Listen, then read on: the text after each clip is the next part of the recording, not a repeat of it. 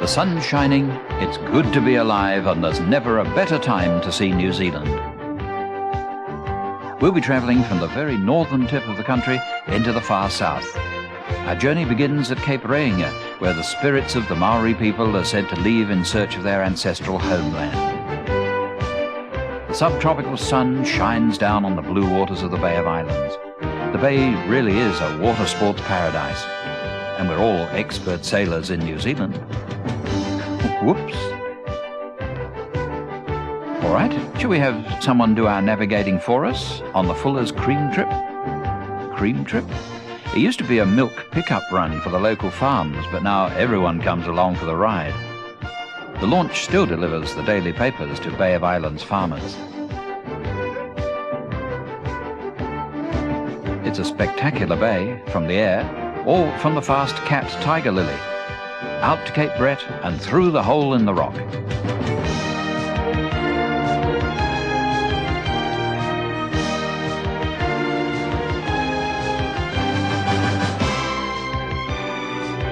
The water's deep, hiding some of the world's best game fish.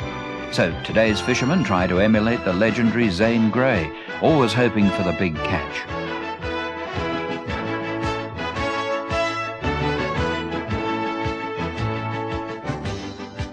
Rebel Chief Honiheke chopped down this flagstaff 3 times, but it still stands watch over Russell.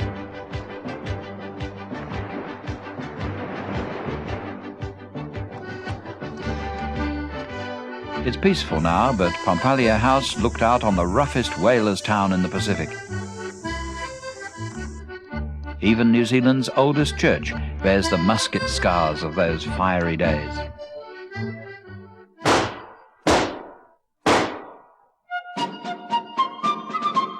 In 1840, New Zealand became part of the British Empire when the Treaty of Waitangi was signed outside the Treaty House.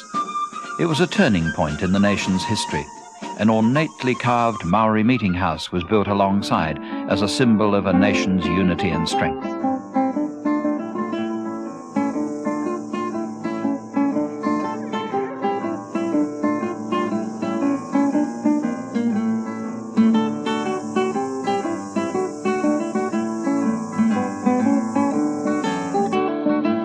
Modern-day wood sculptors use the closely grained New Zealand kauri. Last century, the long, straight trunks made the kauri a sought-after timber for ship masts and spars. One of the largest of the Northland kauri giants, Tane Whakapiripiri. Things grow well in Northland, especially at Kerikeri. Have you tried a Kerikeri orange? They're delicious. Northland treasures its history. Kerikeri's old stone store now houses relics of the Maori and pioneer history of the region. And we can relive those old steam days through the main street of Kawakawa.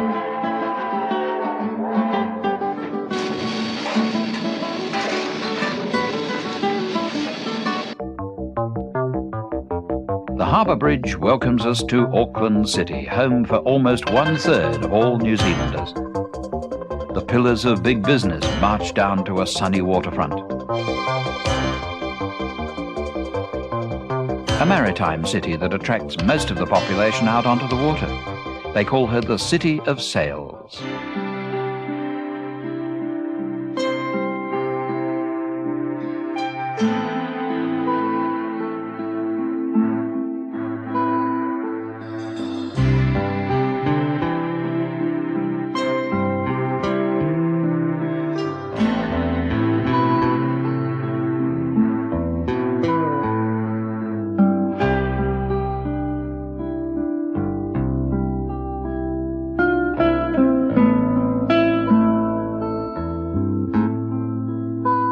Don't you just feel like taking in the Auckland sunshine?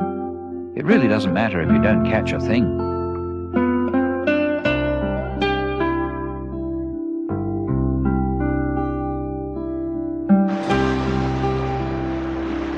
No matter where you are in Auckland, you'll probably be able to catch a glimpse of Rangitoto Island.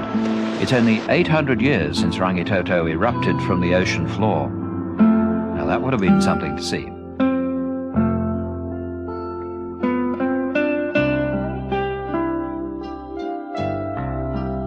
are 69 volcanic cones in Auckland. Each hill stands guard over a different part of the city.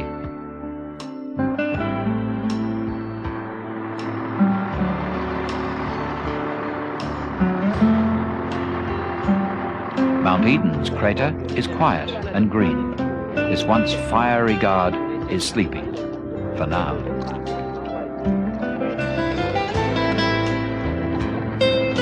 One Tree Hill.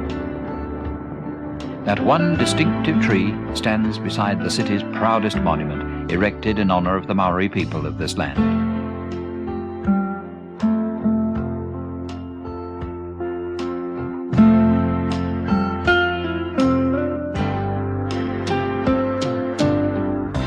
New Zealand is still a very young country, but centuries of Maori and European history, as well as the bird and animal life of the whole Pacific region, can all be found behind the stately pillars of New Zealand's largest museum.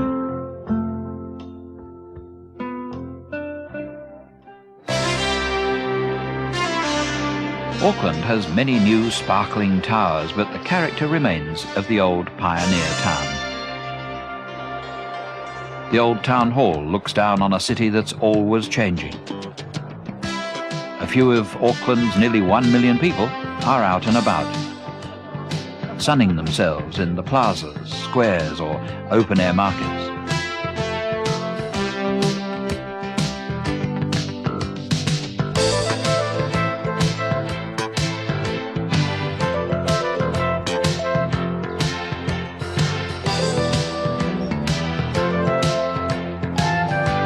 But most Aucklanders will be down at the beach.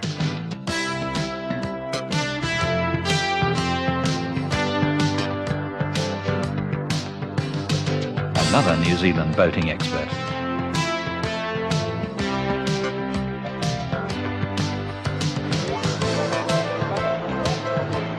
Auckland has found so many ways to enjoy the water.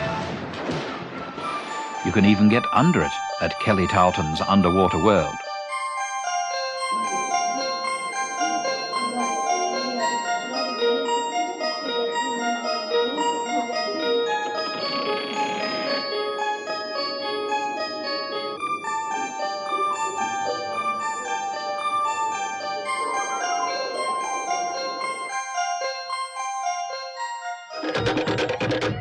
Auckland is the largest Polynesian city in the world.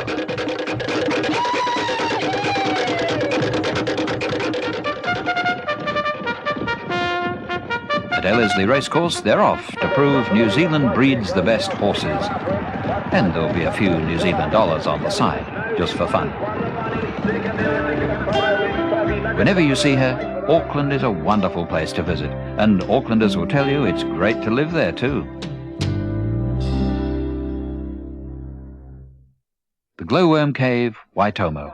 Folk come from all over the world to find out what's under the Waitomo hill.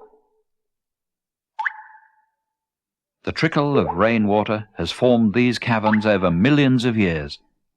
The stalactites and stalagmites are still growing fast, a centimetre or so every few hundred years.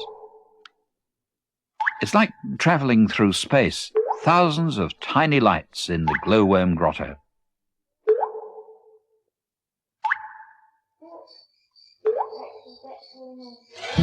Sulphur City, some call it, because of its geothermal activity and sulphurous odours. We call it Rotorua, after the beautiful lake with Makoia Island in its centre. The legendary Hinimoa swam to the island, guided by the flute of her lover Tutanakai. Most people come for the thermal geysers and boiling mud pools. This is nature's kitchen, with soup and porridge on the menu.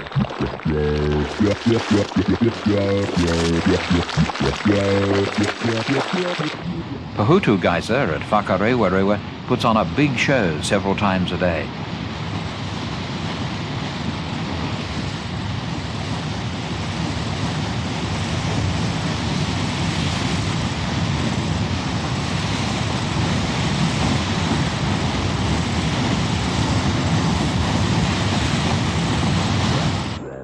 The beautiful champagne pool. This champagne may look good enough to drink, but it's a sinister beauty. Effervescence on the boil.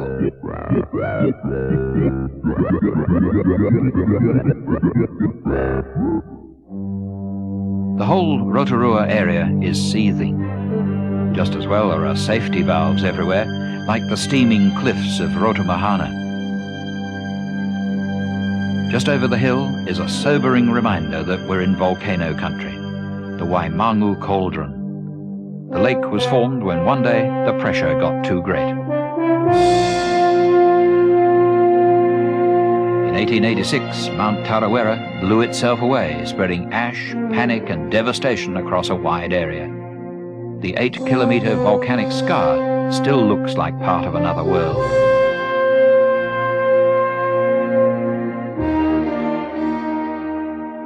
In Rotorua, not everything comes out of the ground with such force. With fiery hot stones in the bottom of a pit, wrapped food on the top, and the whole lot buried in the earth, you've got a hangi, a traditional Maori way to prepare food. You can't add the Rainbow Springs trout to your hangi, though. No, indeed, it's your turn to feed them.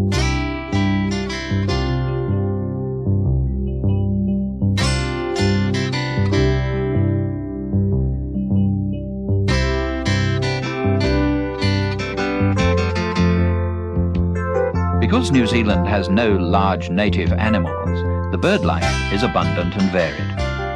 The pied stilt, the beautiful native pigeon or keruru, and the eccentric tui or parson bird are three unique New Zealand characters. Birds, trees, mountains. Maori carvers put all these images into their traditional art. Every furrow and turn has a deep meaning for the artist, about the identity and history of his tribe.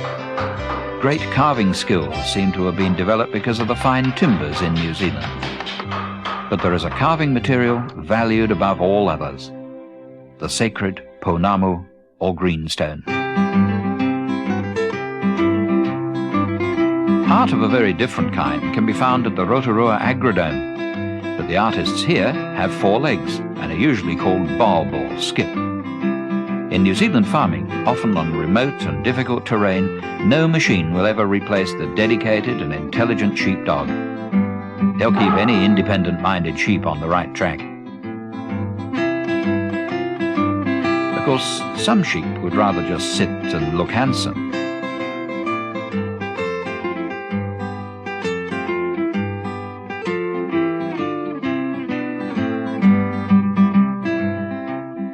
These sheepdogs can put on quite a show.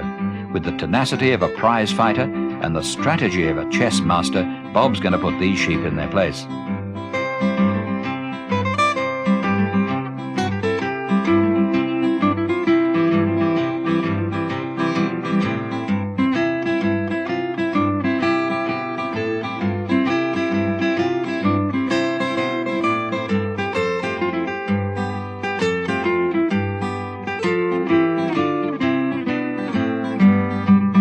Well done, Bob.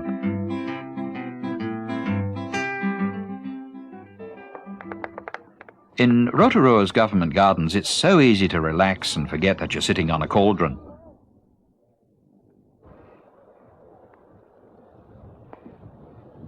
But at nearby Wairaki, that underground energy is put to use.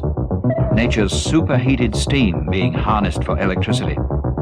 It looks smoky, but it's all just hot water, and this is a very clean and natural way to generate power.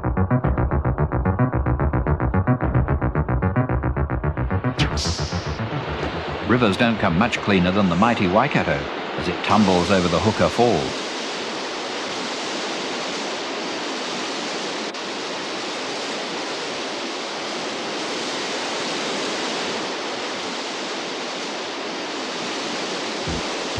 It's New Zealand's longest river, 400 kilometres and as many moons.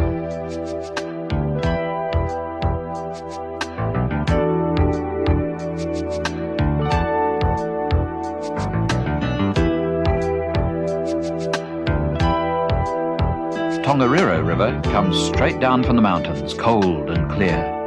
And if luck is on your side, there's a wonderful reward: rainbow trout. They're back on the beaches again. You just can't keep a New Zealander away from the sea.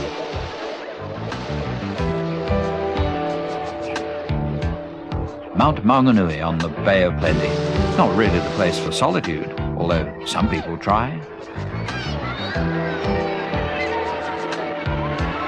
Nearby, the kiwi fruit capital of the world, Te Puke. Have you tried these? Sort of brown and furry on the outside, divine on the inside. These kiwi fruit are on their way to delight fruit lovers all over the world. Unless they get eaten here first. In the middle of the North Island, we'll find New Zealand's largest lake, Lake Taupo. Almost 2,000 years ago, the volcano that was here blew itself 40 kilometres into the air. Mount Ruapehu remains on the far shore. Won't you let the chateau charm you into staying a while? It doesn't matter what time of year you come, the mountain has a lot to offer. The summer mountain is sturdy walks through native forests and streams.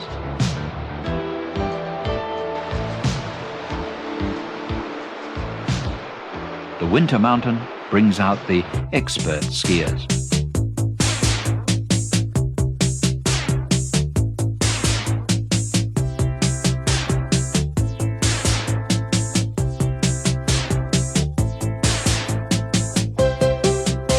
Legend has it that the great mountains quarrelled and banished one of their number to a far corner of the land. Standing alone on our western shore, Taranaki or Mount Egmont, towering above the best farmland in the country and keeping a watchful eye on two great New Zealand traditions, farming and rugby. Barefoot on the frosty ground, the best of these boys may have careers as All Blacks ahead of them. The cows only have milking time to look forward to.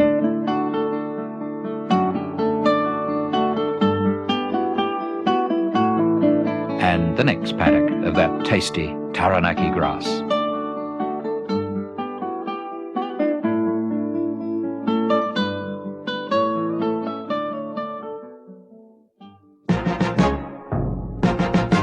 Wellington, capital city and seat of government. New Zealand law is made in the Beehive building, watched over by New Zealand's famous early Prime Minister, Richard Seddon. Politics aside, Wellington is a quaint kind of city. If you've ever wanted a home with a view, Wellington is the place to find it. The hills are reminiscent of San Francisco, and so is the cable car. Since its first run in 1902, it's carried everyone from daily shoppers to an American president.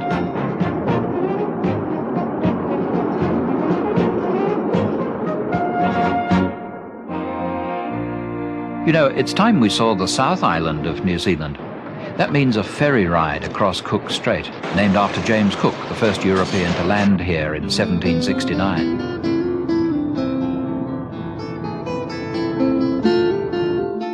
Leaving a bustling city behind to arrive in paradise.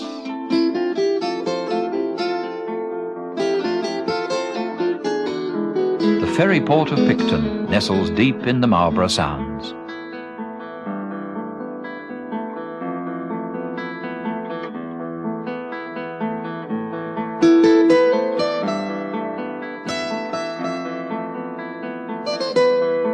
They probably don't mind walking to school in Picton.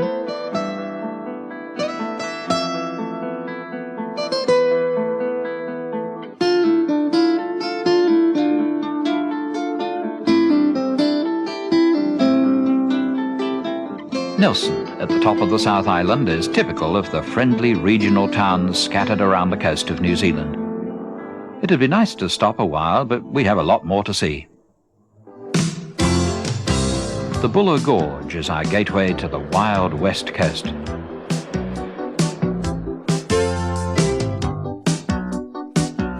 Now, what have they found? The Punakaiki rocks. Sounds like pancakes, stacked up and ready to eat. Wind and sea have worked together on other dramatic rock formations, like the Three Thimbles.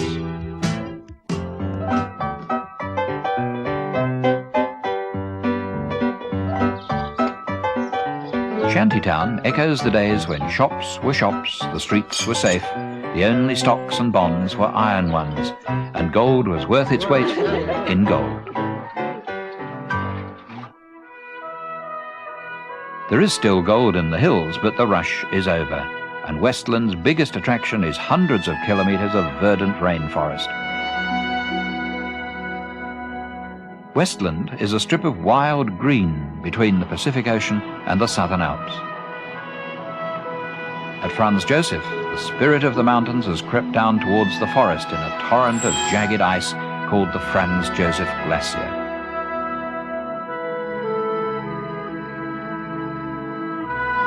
If you're walking, take care, some of those crevasses are 30 metres deep. Let's go mountain hopping to the other side of the Alps, beside the glacial blue of Lake Pukaki.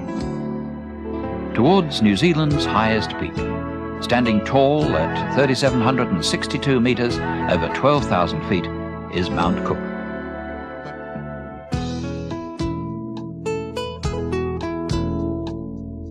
Mount Cook's famous hotel is called the Hermitage.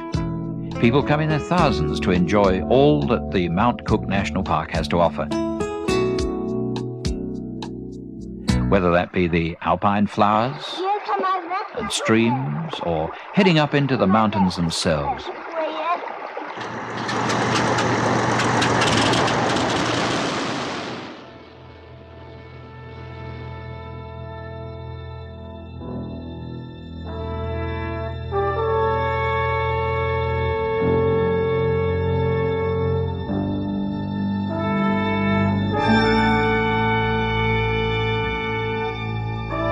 Never come closer than this to a potential avalanche.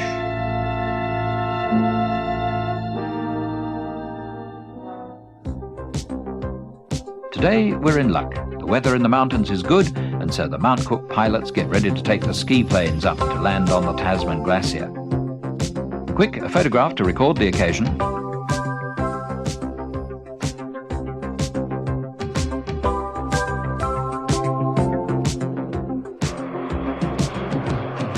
The Tasman Glacier is an unbroken river of ice that's been flowing slowly through the Alps for 5 million years, carving out great unseen valleys underfoot as it goes.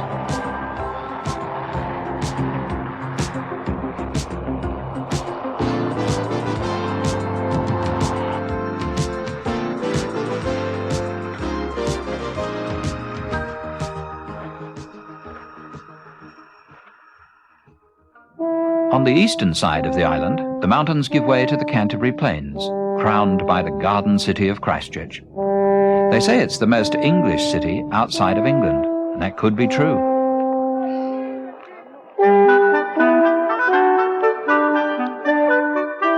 Even the schools wouldn't look out of place on the other side of the world.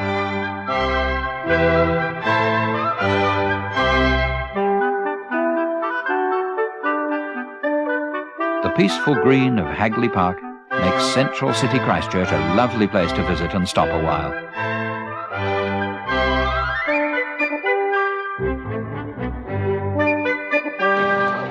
Bicycles rule the roads in the city on the plain, so Christchurch never really seems to be moving too fast.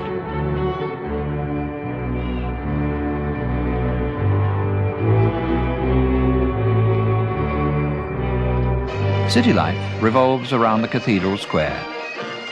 Hello, hello, hello, it's the police.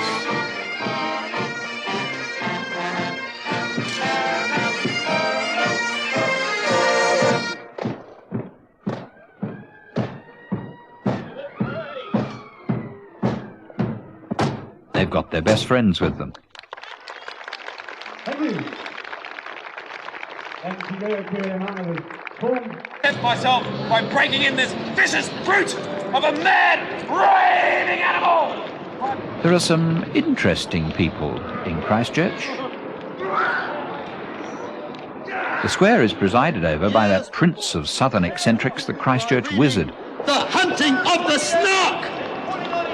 One of the great books of nonsense. It all sounds like nonsense from the steeple of Christchurch Cathedral.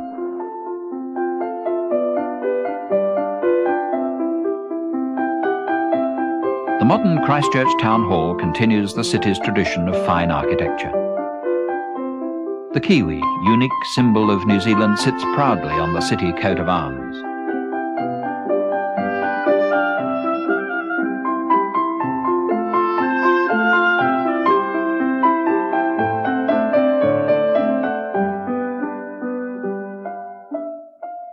And to complete the city's quiet English charm, the Avon River winding through the city centre. Not a big river, but the people of Christchurch are rightly proud of it.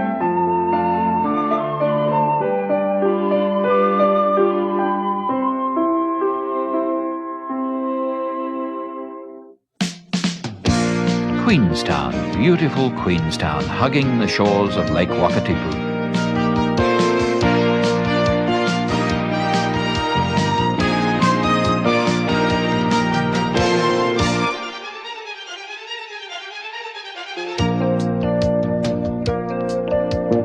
What do people come to Queenstown for?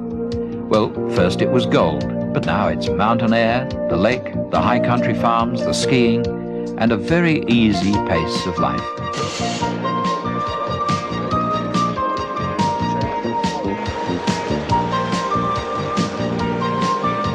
Maybe wild water sports are your thing. But we're in mountain country, so before we get wet, let's take the gondola ride up to the Skyline Chalet.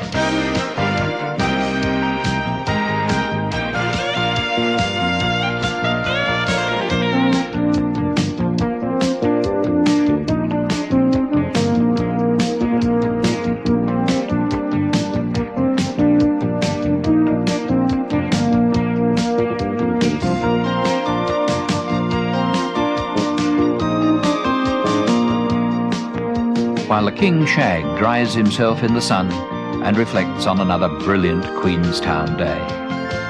The Lady of the Lake is quite an old-timer now. The SS Earnslaw has been plying the waters of Wakatipu since 1910. Be careful near this country homestead. You might end up in the Shotover River, and there's only one way to take the Shotover. Jet boat.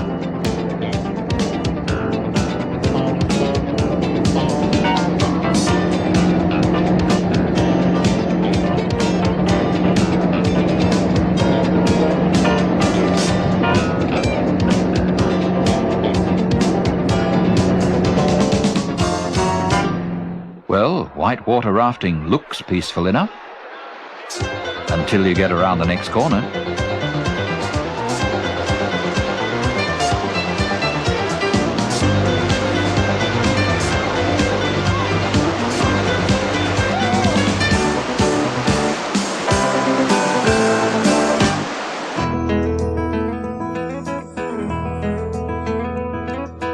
Lake haze in all the glorious colours of autumn. Golden colours so appropriate to the old gold mining settlement of Arrowtown, where time just doesn't seem to matter anymore.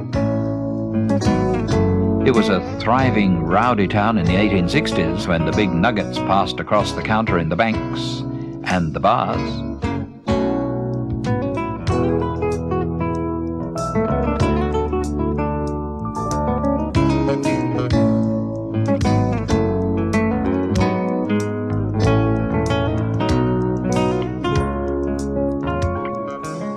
Not a bad likeness.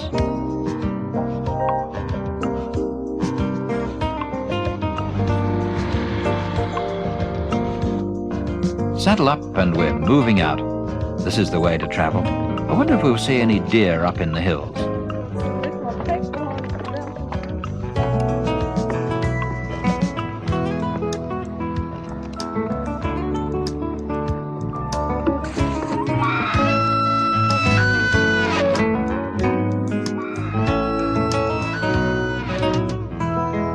Coming up on the horizon, Wanaka, a beautiful deep lake with a holiday town at one end and towering peaks along both shores.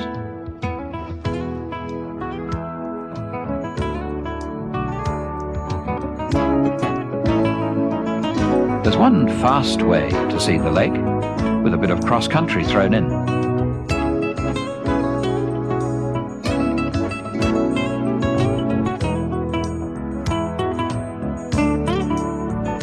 Hovercraft are all very well, but let's take a slow boat from Wanaka. A fine old schooner sailing out its days on the gentle lake after a lifetime of cruising the ocean waves. So, where's this city of Dunedin? Now, if Christchurch has an English charm, then Dunedin has all the spirit of old Scotland. It's been called the Edinburgh of the South, although Scots poet Robbie Burns remains unmoved by the city pipers.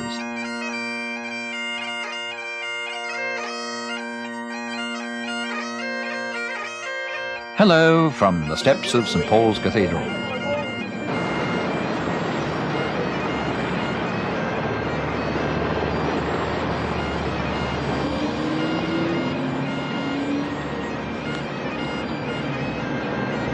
Dunedin is renowned for its old stone buildings. No one minds waiting for the train at this railway station.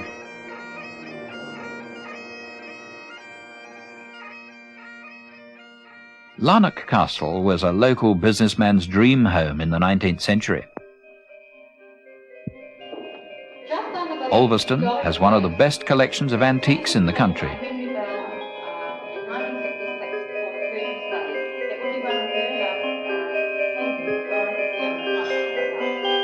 Including the cigarette smoker, a national treasure by the painter Goldie.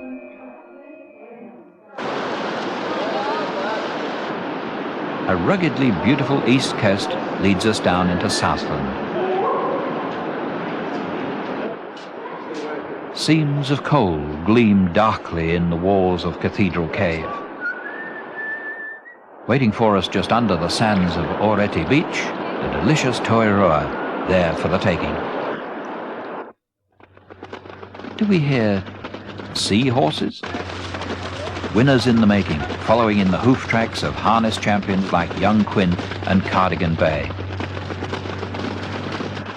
So it might be a good time to bury your head in the sand.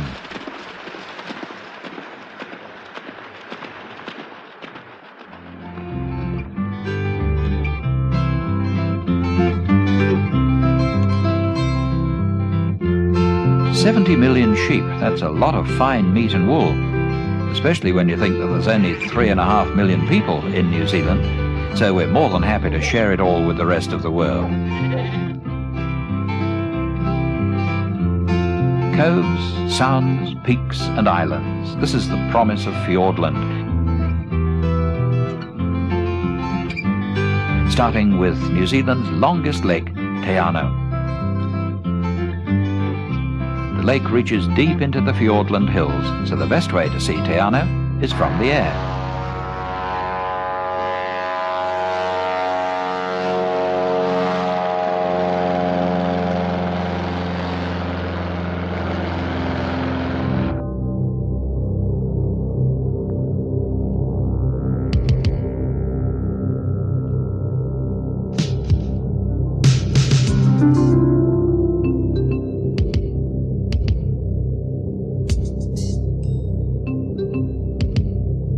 Here's something, an island in a lake, on an island, in Lake Te Anau. Maybe there's just enough room to land a float plane.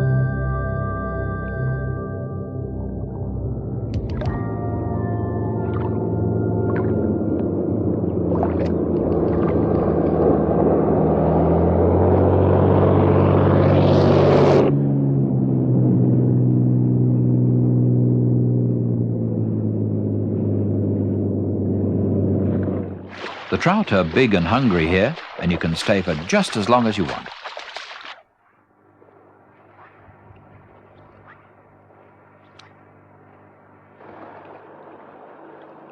Or you can take to the hills on foot. Fjordland's beech forests are a walker's paradise.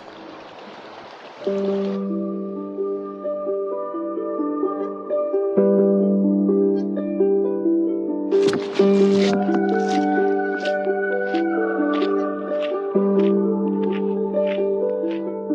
trek that many travellers consider to be the most beautiful walk in the world begins on the other side of Lake Te Anau. The launch will take this bunch of hardy trampers to the start of a 3-day trek through native forest, across mountain ridges and past one of the tallest waterfalls on earth. It's the ultimate walker's adventure, the Milford Track.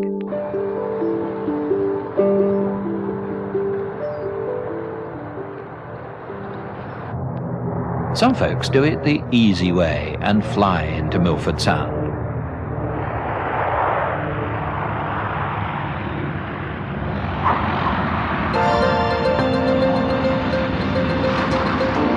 But however you get here, the scenery is perfect.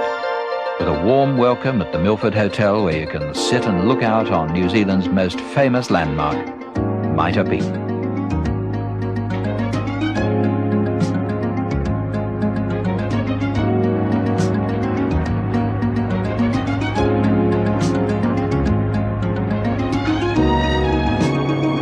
Milford Sound is a fjord, a deeply gouged glacial valley now filled by the sea to a depth of more than 1 mile. A 10-mile launch trip through the probing finger of the Sound takes us past snowy peaks, hanging valleys, waterfalls, wildlife, and out to the Tasman Sea.